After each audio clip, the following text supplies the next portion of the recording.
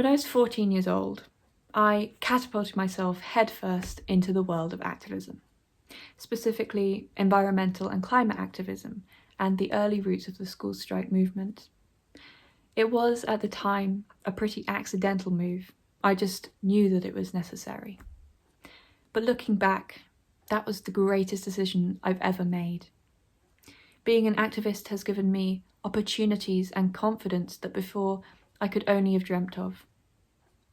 Within 3 months of organising with other young people, I'd been given the opportunity to travel to Brussels and to speak at the EU, and had helped mobilise thousands of people in my city and around the globe.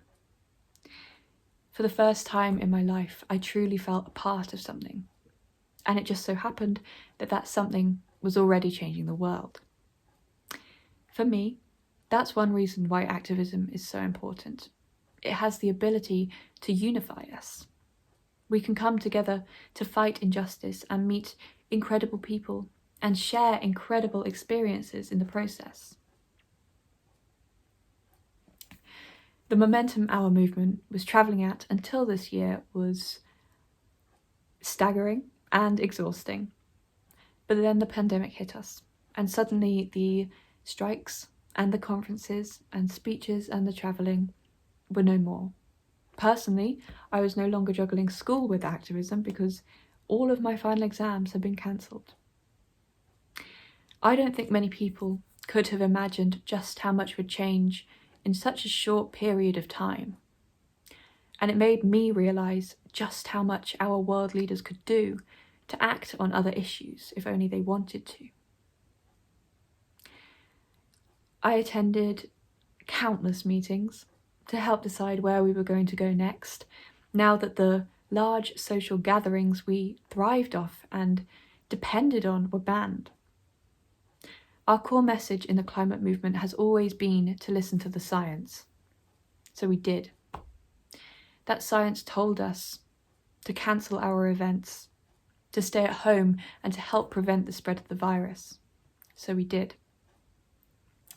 We moved all of our actions online. We joined the digital activist community and changed our tactics entirely to fit the new COVID-secure world. Thankfully, people joined and supported us.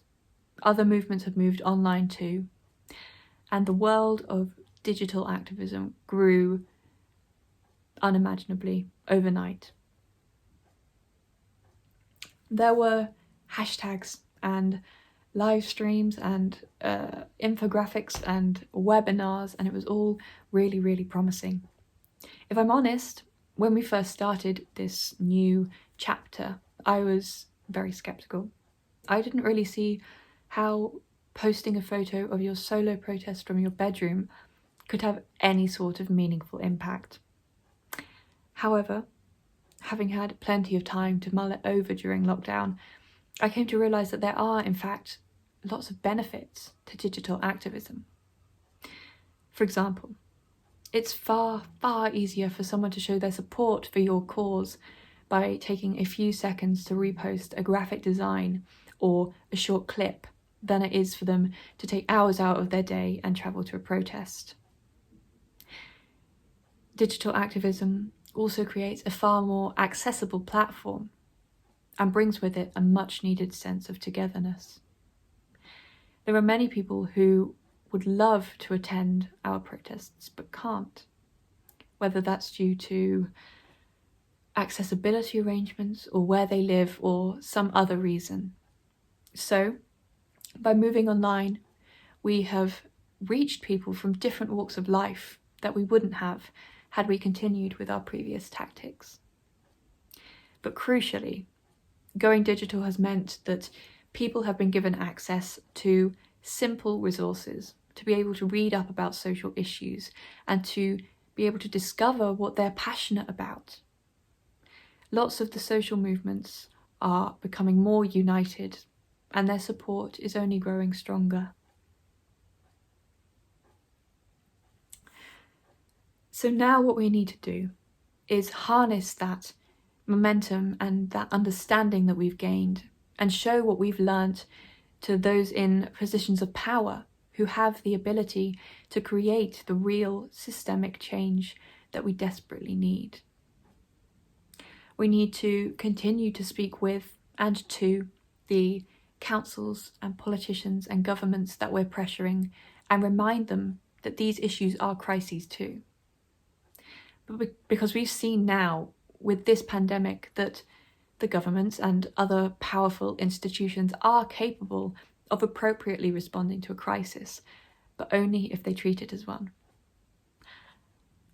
Now, I still stand by the fact that gradually easing back into on-the-ground activism is the way to go when the health risks are low enough. I think physical activism has far more of an immediate impact and attracts more attention from the media and the people we're pressuring.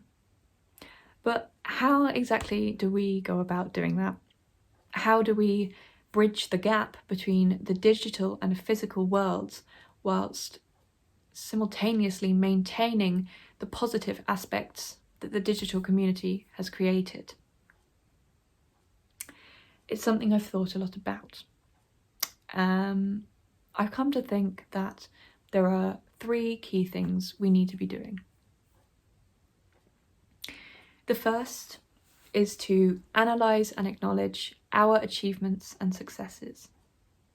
Now, this is more general. I think it's good practice to do this regardless of the context. But if we don't think about what we've achieved and how far we've come, we're not going to be able to keep going. In the climate movement, for instance, those countries may not be in line with the Paris Agreement yet, but we sure have raised public awareness. I remember when I first started, so many people didn't really know a thing about the climate crisis or its consequences, and lots of them had never even been taught about the greenhouse effect. Now it's in the news in whatever form most days, and so many more people consider it when making decisions in their daily lives. Of course, there is such a long way to go because public awareness is incredibly different from politicians taking action. But thinking about how far we've come will allow us to maintain our motivation and positivity. The second thing to do is to concentrate our efforts and think about what the most important aspects of our campaigns are, whether it be education on the topic or getting legislation passed, or in this instance, transferring digital campaigns and ideas into the real world. If we try and go from 0 to 0 and do everything all at once, it's kind of a surefire recipe for disaster. So instead, we need to focus our efforts on specific areas to begin with and really push to get those messages across and those actions taken. It may be that in the future we can expand further, especially as it seems that society is beginning to return to its old and dangerous habits. But for now, choosing key areas to focus on will allow us to push all of our resources towards achieving those goals. And then, through action, comes hope. I think it's becoming increasingly easy to lose all hope in ever creating change in these hard times. And given the sheer amount of work there is still to do, it's understandable. Achieving the goals we set out will create a reason to have hope. And from creating hope with each completed action, we can remain more optimistic and press on with our lobbying for change. Focusing on increasing community organisation is key to any form of activism. But in a time when our communities have become vital hubs of support for so many during the lockdown, and the people in them there beating hearts, highlighting community spirit and ability is essential. This could be done through highlighting the other causes in our areas and showing solidarity with them, or listening to the ideas of local people and passing their messages on to politicians, allowing for voices that would otherwise be overlooked to come together and to create one stronger voice that's much, much harder to ignore.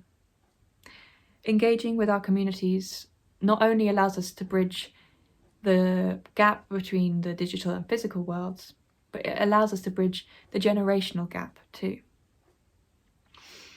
It allows us to reach out to those in need and furthers the likelihood of us reaching our goals. Finally, we need to build the pressure. This is where we can really harness the skills and community that we've built online and undertake actions that combine both the digital and physical to spread our messages as far and wide as possible and reach as many people as possible. By doing this, we can continue to include those who are unable to protest with us as we did before the pandemic. We can use our digital platforms as a gateway for people to get involved, as a way to show solidarity, and as a place to highlight the voices of those already facing the worst effects and consequences of the things we are protesting about. There's so much potential to use social media as a tool to unify rather than to separate. We've got to remember that there isn't a precedent for this form of activism. We are in an entirely unique position to be able to shape its potential. The actions currently being implemented by world leaders are a pale imitation of the drastic and rapid response that is needed. The case for action is stronger than ever. So if you take anything away from this speech, let it be this. The best way to create meaningful change is to mobilize in and around our communities, harnessing the skills of individuals, the amity of community groups, and combining our digital and physical resources to push for a common goal.